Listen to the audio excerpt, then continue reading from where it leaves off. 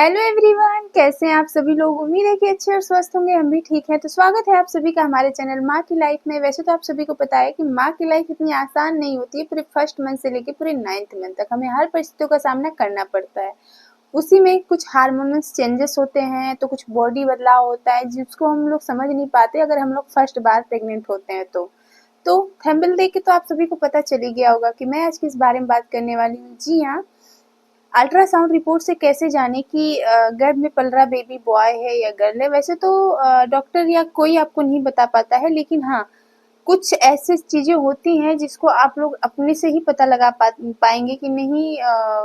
Doctor तो जानते हैं लेकिन बताते नहीं है। लेकिन आप लोग अगर अल्ट्रासाउंड रिपोर्ट देखेंगे तो हो सकता है कि आप लोग को काफी हद तक अनुमान लग जाए कि नहीं, मतलब बेबी बॉय है या बेबी गर्ल है। और ये जो एक्सपीरियंस मैं बताने जा रही हूँ ये मेरे माँ का था, क्योंकि जब मैं फर्स्ट बार अल्ट्रासाउंड करा रही थी और लेटी थी जहाँ पे मेरा अल्ट्रासाउंड हो रहा था, मेरे पेट का शेप देख के और बेबी जैसे प्लेसेंटा दाएं तरफ हो रहा है या बाएं तरफ हो रहा है, उसी को देख के मेरी मम्मी ने अनुमान लगाया था कि नहीं, पक्का बेबी बॉय है। जैसा कि मैंने अपनी अगली वीडियो में शेयर किया था ना कि मेरी माँ और मेरी सासू माँ मुझे पहले से जितने भी सिम्टम्स मेरे से नजर आए थे सब मेरे से पूछ पूछ के ही सब अनुमान लगाना स्टार्ट कर देते। वैसे तो सभी को जब हम लोग हमारे घर में नन्हा मेहमान आने वाला होता है तभी से हमारी फैमिली में हमसे रिलेटेड जितने भी लोग हैं सभी की एक्टिविटी बढ़ जाती है और बहुत ही ज़्यादा उत्सुकता बनी रहती सब में कि हमारे घर नन्हा मेहमान क्या आने वाला है।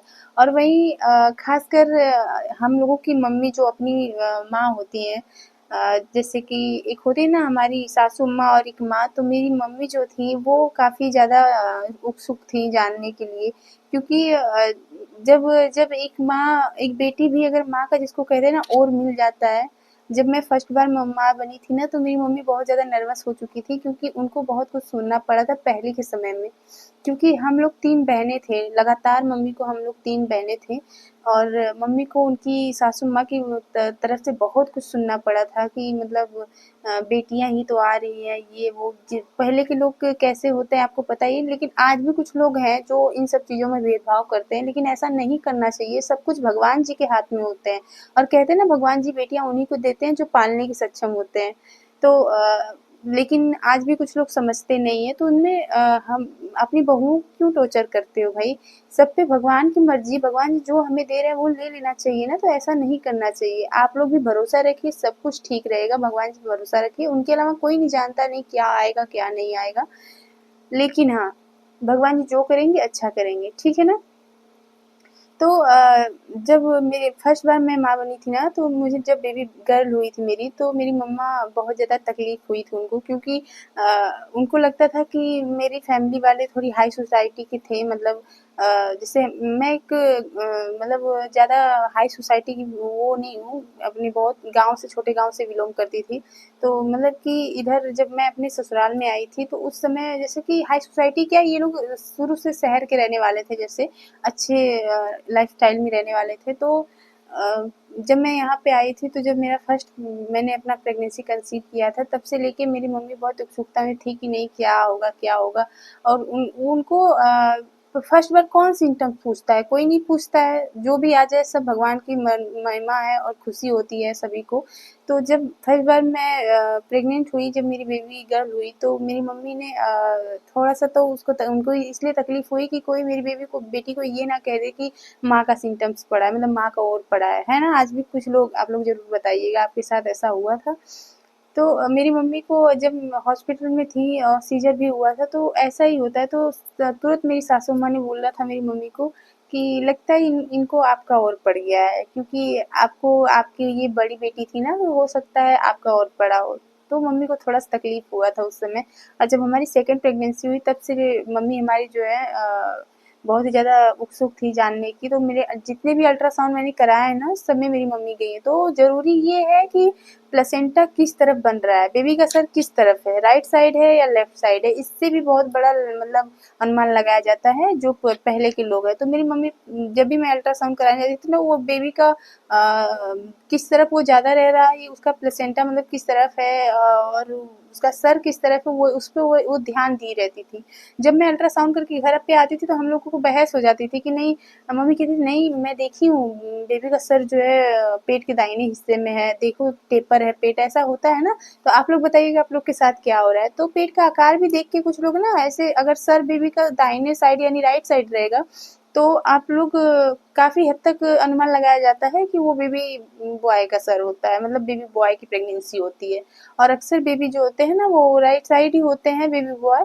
तो काफ़ी हद तक ये केस में सटीक बैठता है कि नहीं, बेबी बॉय जो है राइट साइड ही ज़्यादा रहते हैं और उनका जो सर है, उनकी जो पूरी पूरी जो पोजीशन रहती है ना वो राइट साइड ही रहती है।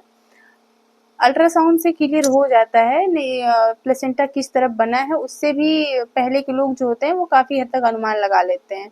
और मेरी माँ तो मेरा पेट ही देखती रहती थी, वो तो पेट का जैसे ना होता है ना, बेबी जिधर रहता है, जिधर उठता ज़्यादा उठता हलचल वलचल करता है तो उधर उधर का पेट देखेंगे तो टेपर हो जाता है, जैसे ऐसे हल्का टेढ़ा हो जाएगा।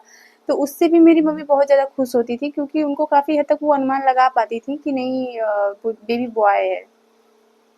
तो आप लोग के साथ ऐसा होता है, आप लोग का बेबी किधर सबसे ज़्यादा हलचल करता है, आप लोग ज़रूर बताइएगा।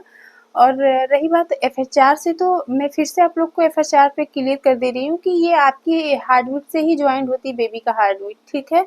और रही बात शुरू के 3 मंथ में तो बेबी का हार्ट बीट ऊपर नीचे बहुत ज़्यादा होता रहता है, क्योंकि उस समय हम लोग जितना घबराए रहेंगे, जितना हम लोग को मॉर्निंग सिकनेस की प्रॉब्लम होती है, उल्टियाँ बहुत ज़्यादा होती है, तो उसी हिसाब से हम घबराते हैं तो हमारा बेबी जो है वो भी उसकी हार्ट बीट भी ऊपर नीचे होती रहती है, वो भी घबराया रहता है। और बता दें तो सभी के बेबी का हार्ट बीट एक जैसा नहीं रहता, वो तो जाके जब आपका 7वां 8वां मंथ स्टार्ट होता है तब जाके बेबी का हार्ट बीट थोड़ा टिकता है, वरना सब माँ पे डिपेंड करता है। तो आप लोग हमेशा हार्ट बीट को लेके डाउट रहते हैं, तो हार्ट बीट को लेके डाउट ना रहिए, ये आप ही के ऊपर है, निर्भर है कि आपकी हार्ट बीट कितनी चल रही है उतनी बेबी की भी चलेगी, ठीक है ना।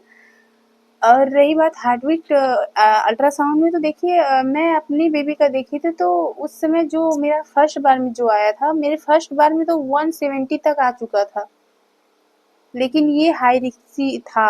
जब मेरा इतना आता था तो मुझे डॉक्टर बोलते थे कि घबरा रही हो क्या, इतना मतलब इतना तो नहीं होना चाहिए, नहीं मतलब रिस्की होता है थोड़ा बेबी को, मतलब होता है ना मिसकैरेज का खतरा एक वैसे भी फर्स्ट मंथ से लेके 5 मंथ तक बना रहता है। तो उसी में मतलब इतना ज़्यादा हार्ट बीट मेरे बेबी का बढ़ता रहता था ना, कभी कभी 70 पहुंच जाता था, कभी कभी 60 मतलब कि 140 भी रहता था, इतना करके रहता था। 140 आ जाता था तो नॉर्मल सब कुछ था, लेकिन जब इससे ऊपर पहुंचता था ना तो डॉक्टर थोड़ा सा कंफ्यूज था कि इतना ज़्यादा नहीं बढ़ना चाहिए।